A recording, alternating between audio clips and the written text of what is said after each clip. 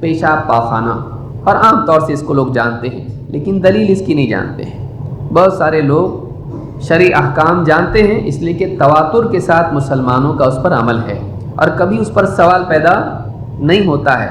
نسل در نسل ماں باپ، دادا دادی، نانا نانی، سماج پورا ان چیزوں کو جانتا ہے،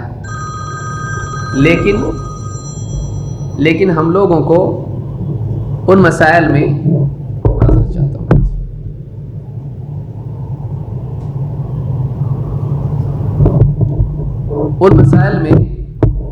دلیل معلوم نہیں ہوتی ہے، تو دلیل کا معلوم کرنا بھی دین ہے۔ لہٰذا بہت سارے شرعی اعمال جن کو ہم بطور رسم کر رہے ہیں ان کے دلائل جانیں۔ زر رحمہ اللہ فرماتے ہیں سألت صفوان ابن عسال، میں نے صفوان ابن عسال رضی اللہ تعالیٰ عنہ سے پوچھا عن المسح علی الخفین، خفین پر مسح کے بارے میں۔ خفین چمڑے کے موزوں کو کہتے ہیں، اور چمڑے کے موزوں پر وضو میں مسح کیا جاتا ہے، اس طرح سے ہاتھ پھیرا جاتا ہے، وہ پاؤں دھونے کے قائم مقام ہو جاتا ہے۔ تو کہا کہ میں نے چمڑے کے موزوں پر مسح کے بارے میں پوچھا، فقال كان رسول اللہ صلی اللہ علیہ وسلم یأمرنا اذا كنا مسافرین ان نمسح على خفافنا ولا ننزعها 3 ایام من غائط وبول ونوم الا من جنابہ۔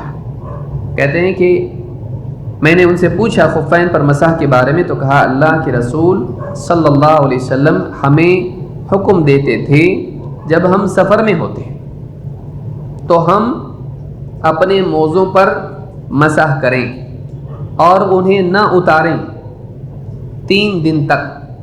کس کے لیے؟ پیشاب پاخانے کی وجہ سے، من غائط وبول پیشاب کی وجہ سے، ونوم ان 3 چیزوں کی وجہ سے موزے نہ اتاریں، الا من جنابہ ہاں لیکن جنابت ہو جائے، غسل کی حاجت پیش آ جائے تو اب چمڑے کے موزے کیا کرنے پڑیں گے؟ غسل کے لیے اتارنے پڑیں گے، لیکن پیشاب پاخانہ اور نیند کے لیے اتارنے کی ضرورت نہیں۔ کا مطلب ان 3 چیزوں سے اس پر مسح کافی ہو جاتا ہے۔ تو اس سے علماء نے استدلال کیا کہ یہ ایک دلیل، اس کے علاوہ بھی دلیلیں ہیں لیکن یہ ایک دلیل ہے اس بات کی کہ ان تینوں چیزوں سے وضو کیا جاتا ہے اور غسل کے لیے موزے اتارے جاتے ہیں، لیکن ان 3 چیزوں کے لیے موزے اتارے نہیں جاتے ہیں۔ اس کے لیے کیا کرنا پڑتا ہے؟ پیشاب پاخانہ اور نیند، ان کے لیے کیا ہے؟ وضو۔ اور جنابت کے لیے کیا ہے؟ احتلام ہو جائے کسی کو، اس کے لیے کیا ہے؟ غسل۔ تو غسل کے لیے اتارا جائے گا، وضو کے لیے نہیں۔ لیکن اسی کے ساتھ یہ بھی معلوم ہوا کہ ان 3 چیزوں سے کیا ہے؟ وضو ہے۔ تو کئی مسائل اس حدیث سے معلوم ہوتے ہیں۔ یہ بھی معلوم ہوتا ہے کہ 3 دن تک مسافر کے لیے اجازت ہے کہ بغیر موزے اتارے وہ بار بار ان کے اوپر مسح کرتا رہے، 3 دن 3 رات۔ مقیم کے لیے حد کتنی ہے؟ 1 دن 1 رات۔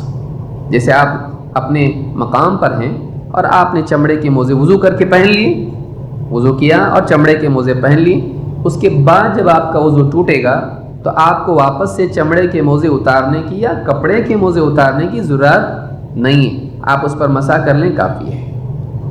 پورا وضو کر لیا، پاؤں دھونے کی بجائے مسح کرنا کافی ہے۔ تو یہ بھی جو ہے اصول ہم کو اس حدیث سے معلوم ہوا ہے۔ امام احمد، ترمذی اور نسائی اور ابن ماجہ نے اس روایت کو نقل کیا ہے۔